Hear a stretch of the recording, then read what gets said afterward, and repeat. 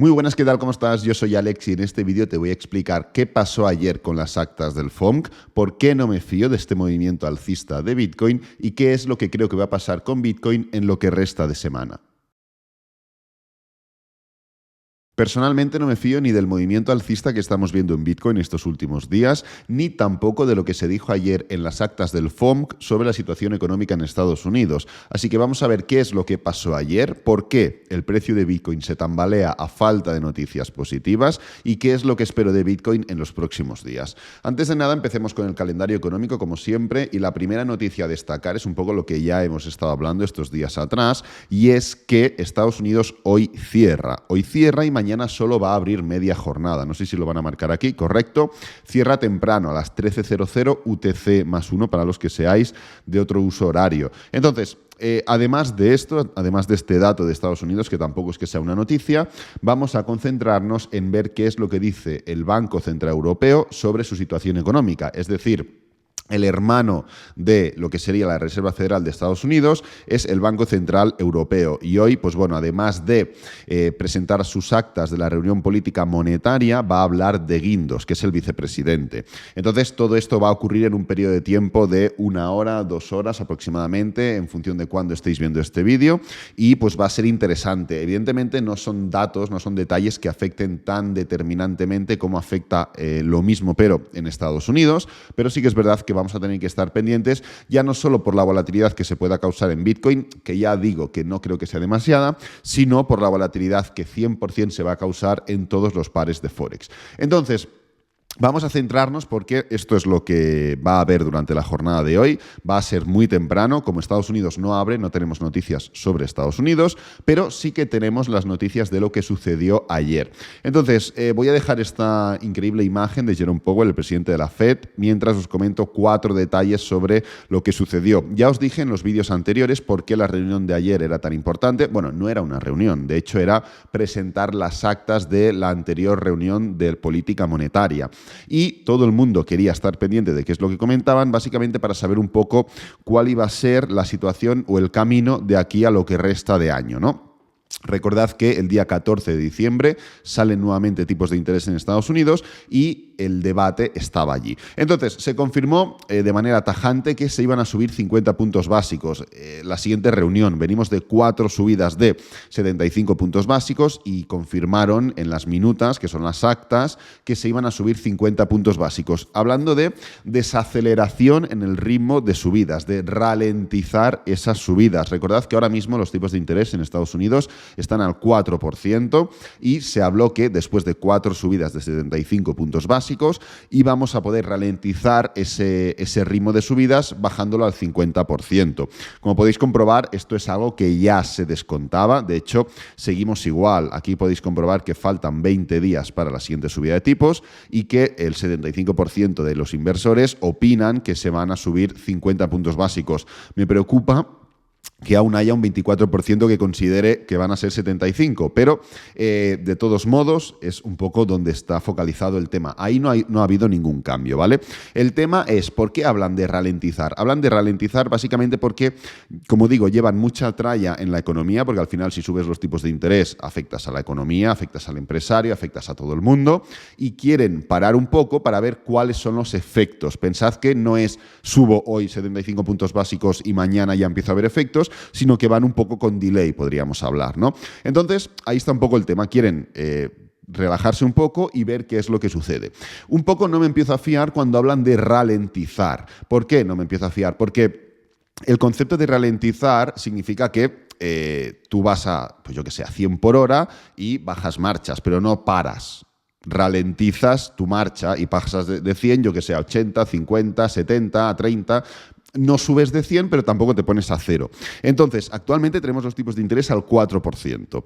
En Estados Unidos se ha ido subiendo este dato, pero ahora mismo el dato lo tenemos instalado al 4,6% en cuanto a tasa máxima de tipos de interés. Como digo, este dato ha ido subiendo, ¿no? Pero claro, si lo tenemos al 4 y hablas de ralentizar, significa que la siguiente ya se descuenta un 50 puntos básicos, por lo cual pasaremos a 4,50, pero es que no vas a parar, vas a seguir subiendo a menor ritmo. Veremos si son 2 de 50, una de 50 y una de 25, una de 50 y dos de 25, no tengo ni idea, pero esto significa que vas a seguir subiendo, con lo cual no vamos a llegar a esa tasa del 4,6%. Además, no quisieron dar datos, no quisieron dar detalles sobre cuál iba a ser el máximo. El mercado ahora mismo descuenta un 5%. Por eso, pese a los comentarios que yo considero que no son del todo positivos, no ha habido demasiado movimiento. No hemos visto que el precio pues ni suba mucho ni caiga mucho, ha sido bastante neutro, porque la gente está acabando de analizar aún.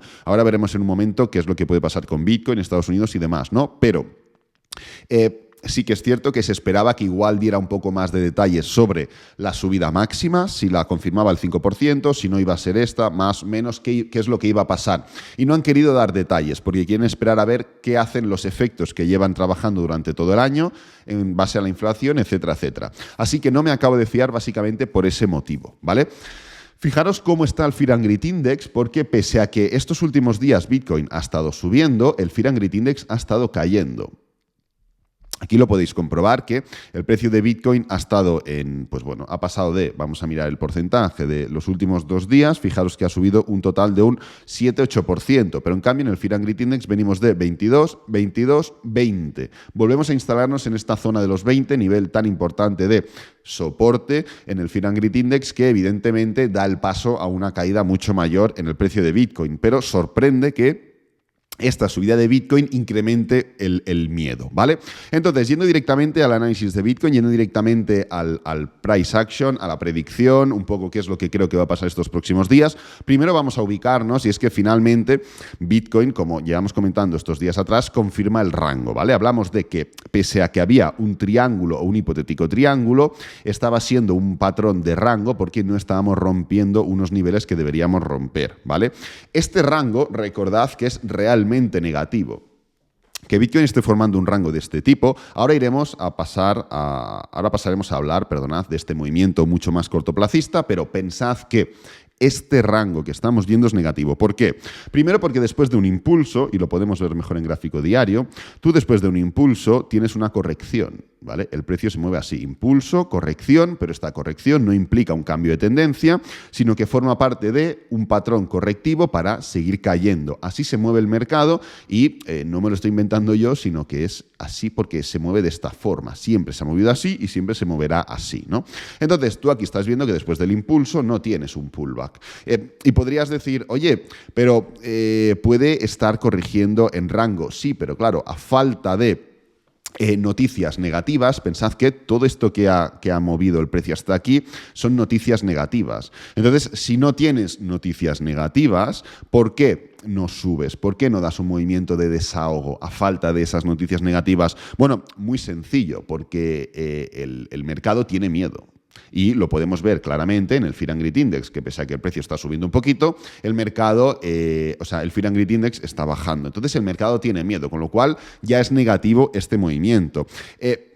En este sentido, si no está subiendo por price action directo, pero tampoco está cayendo porque no hay noticias negativas, la regla de 3, por lógica, es que el mercado está esperando noticias positivas para subir. Pero claro, aquí entramos en otra tesitura y es que el mercado bajista es complicado que genere noticias positivas. Entonces entras en un punto de probabilidades realmente negativo, porque estás esperando una noticia positiva dentro de un contexto negativo y dentro de un mercado bajista. Así que si tu nitro, si tu target, si tu disparador, perdonad que no me salía, es esperar una noticia positiva, tenemos un problema, porque es complicado que haya noticias positivas, ¿no? Entonces, yendo un poquito más a lo que estamos viendo, yendo un poquito más a esto que se está formando aquí, podéis comprobar que se está formando una clara desaceleración. ¿Vale? Fijaros que venimos de una desaceleración bastante clara de las últimas horas. Ya el día de ayer fue desacelerativo, no sé si existe esta palabra, pero ya me entendéis, en su mayor parte, desde la vela de las 5 de la madrugada hasta que acabó el día, e incluso el día de hoy, llevamos ya 1 día y 4 horas de desaceleración, ¿vale?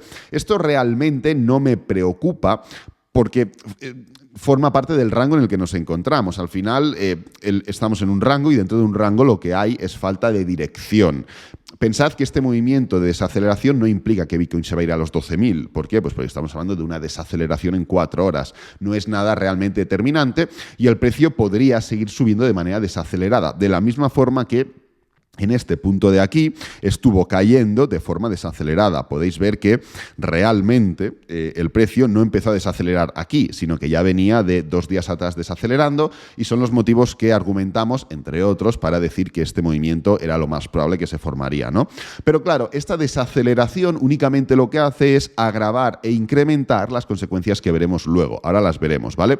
Pero para que veáis más ejemplos de rango, se me ocurre ahora que podríamos enseñar un rango. Hay múltiples rangos que os podemos enseñar, de hecho en Bitcoin hay más, pero se me ocurre uno en Cardano bastante grande que vivimos hace no demasiado. A ver, aquí lo tenemos marcado. Fijaros, un movimiento de rango.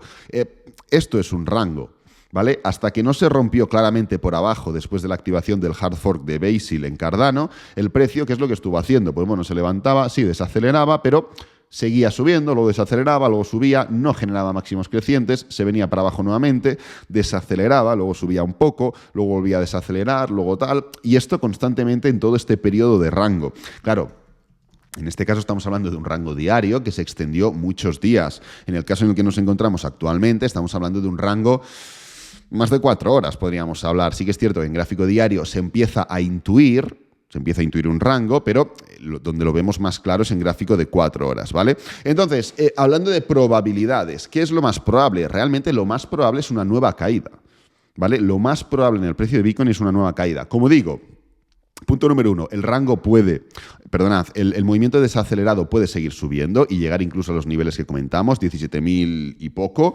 y un movimiento de caída no implica que directamente nos vamos a ir a los 12.000, pero dentro del rango en el que nos encontramos, lo más probable es que volvamos a ver un movimiento de caída, ¿vale?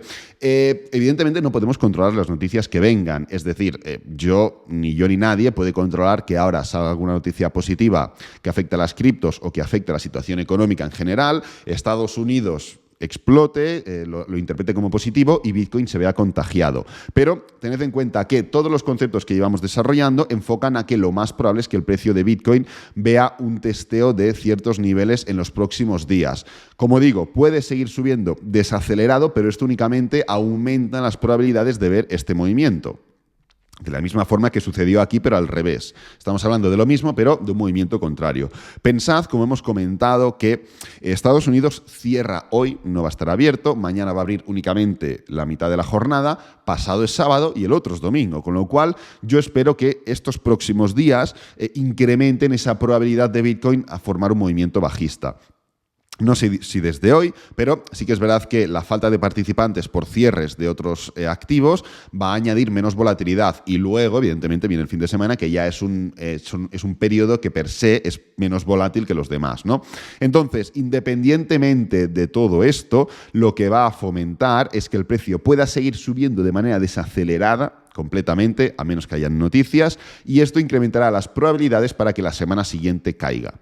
Si no es que ya directamente, en vez de subir desacelerado, cae desacelerado. Es que no tengo ni idea, pero es que me da igual. Al final, el concepto es entender que este movimiento no es sostenible, ni mucho menos, y que como más se alargue, menos sostenible será. ¿Que viene una noticia y te explota para arriba? Bueno, pues ya está, perfecto. O sea, es imposible controlar eso. Pero al final, lo que está sucediendo y los próximos días que se pintan desacelerados seguro o prácticamente seguro, lo único que acentúan son las probabilidades de ver un movimiento bajista mayor, ¿vale? Así que nada, quería comentar un poco todo esto, quería un poco sentar las bases de los próximos días, los motivos de ese movimiento, los motivos de ese desarrollo bajista, y que independientemente de las posibles subidas no hay que centrarse en si sube o si baja, sino en el cómo. Entonces, si seguimos subiendo de manera desacelerada, únicamente añadimos más probabilidades a ese sesgo bajista del que estamos hablando, ¿vale?